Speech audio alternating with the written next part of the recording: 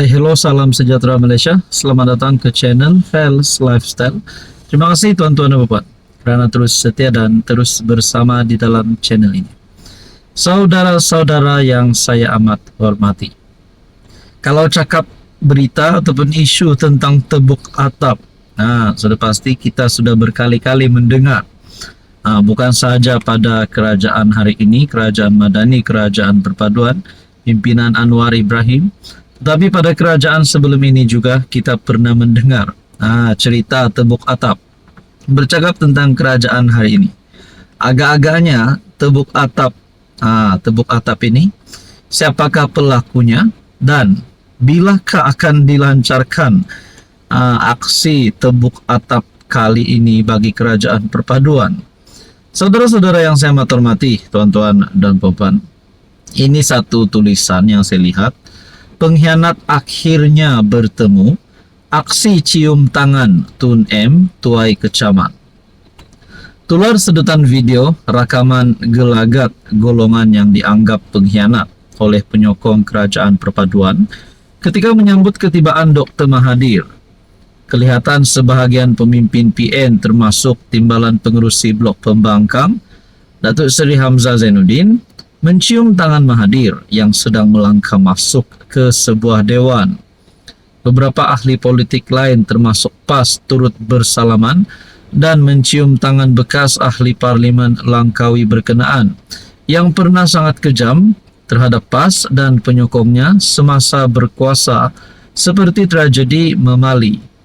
Mahathir kemudiannya dilihat mengambil tempat duduk dengan diapit oleh Presiden Bersatu Tan Sri Mahyadin dan timbalan Presiden PAS Tuan Ibrahim. Rata-rata mengecam pertemuan musuh kerajaan perpaduan itu, termasuk bertanyakan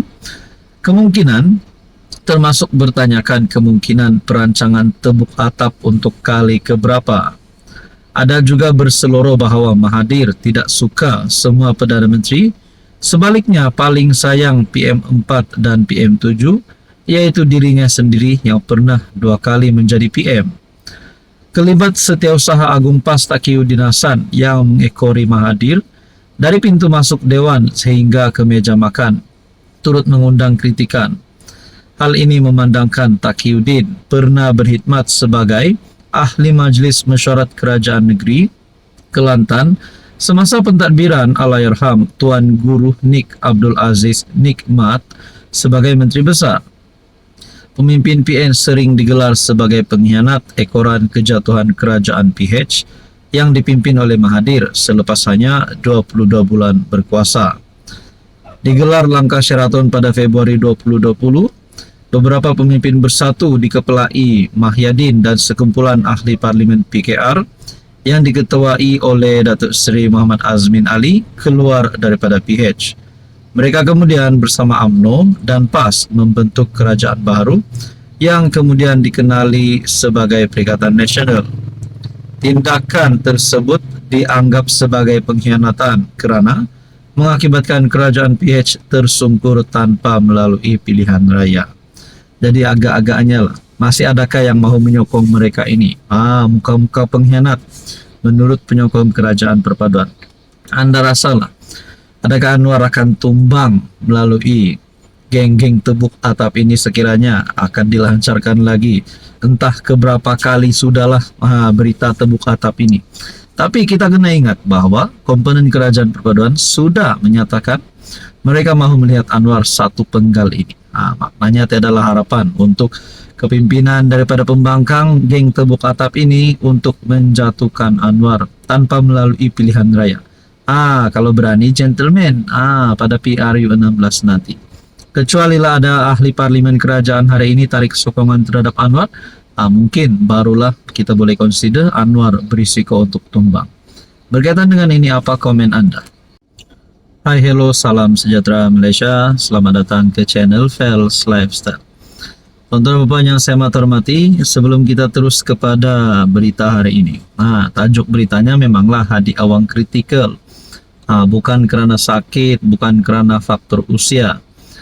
Tapi ada satu yang saya nak cakap lah, cerita saja, di mana Dalam sebuah parti itu sudah pasti memerlukan pemimpin yang sehat, pemimpin yang kuat. Walaupun Hadi Awang memang tidaklah terlalu tua macam Mahathir yang sudah mencecah 100 tahun pada tahun ini, tapi kita dapat lihat keadaan Hadi Awang. Tapi kalau nak cakap kritikal dalam keadaan politik mungkin iya, sebab melalui artikel berita ini berkata Shahir sedar Presiden PAS tak dapat sokongan Perikatan Nasional jadi Perdana Menteri. Maknanya kritikal untuk Hadi Awang untuk menjadi calon Perdana Menteri bagi Perikatan Nasional. Sudah pasti antara yang disorong adalah Mahyadin. Confirm Mahyadin lah yang akan menjadi PM lagi. Itu pada pendapat saya lah. Jadi saudara-saudara, apakah yang akan berlaku kepada PN? Apakah akan berlaku kepada Hadi Awang? Sekiranya memang benar Shahir menyadari bahwa Presiden PAS tidak mendapat sokongan daripada PN untuk menjadi Perdana Menteri. Adakah dengan ini PAS dan Bersatu akan bergolak? Adakah dengan ini PAS akan sabotaj gabungan PN? Kerana PN secara keseluruhannya tidak menyetujui Hadi Awang untuk menjadi calon Perdana Menteri. Kenyataan MP Bacok Shahir Sulaiman yang tidak menamakan Tan Sri Abdul Hadi sebagai calon Perdana Menteri adalah isyarat bahawa Presiden PAS itu tidak mendapat sokongan PN untuk mengetuai jawatan Ketua Negara.